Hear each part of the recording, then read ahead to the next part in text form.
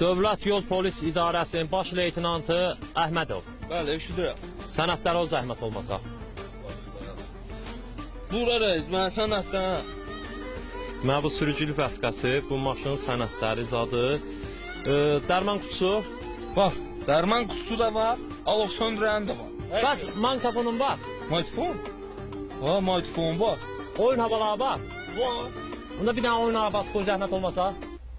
Ha, Balaca səs ver. verdim. Ha.